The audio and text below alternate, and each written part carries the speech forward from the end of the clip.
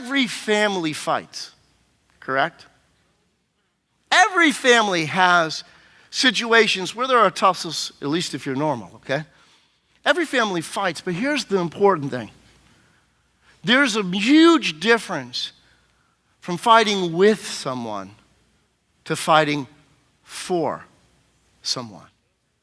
Because we can lose sight of it. See, parents can also focus on getting the rules to be understood and applied and lived after by their kids. And what happens is somehow we think that, if we explain it well enough, if we can just lecture them enough that they'd get it, all of a sudden they'd go, oh, I see it. I will comply. The fact is this.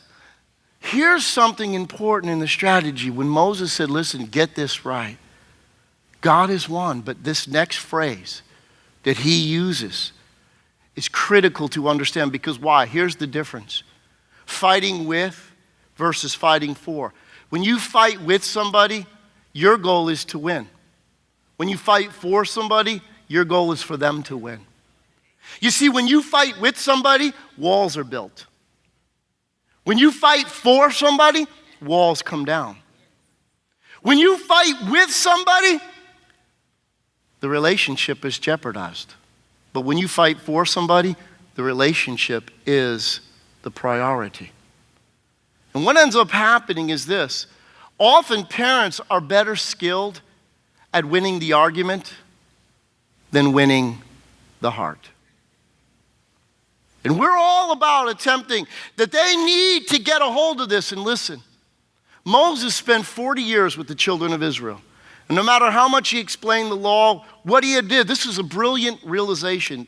When Moses gets to chapter 6 of the book of Deuteronomy, it's all one address.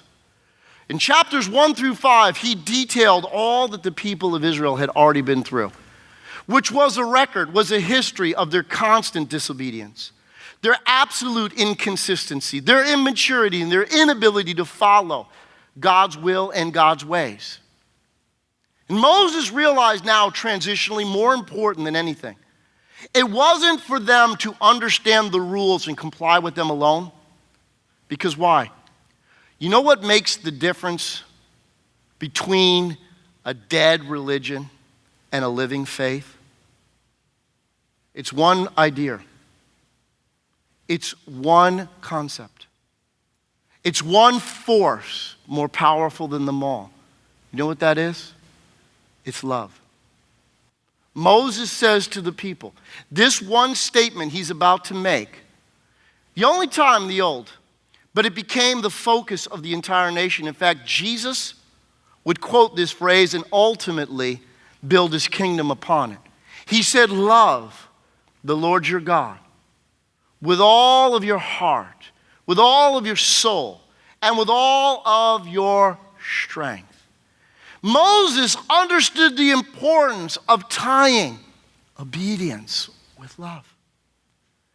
And here is the mastery of all that he provided, because why? We all fight for this reality. We want our kids to behave nice. We want them to look good, say the right things, do the right things. And we can put so much attention and emphasis upon the outside that we lose the most important thing of all, the heart.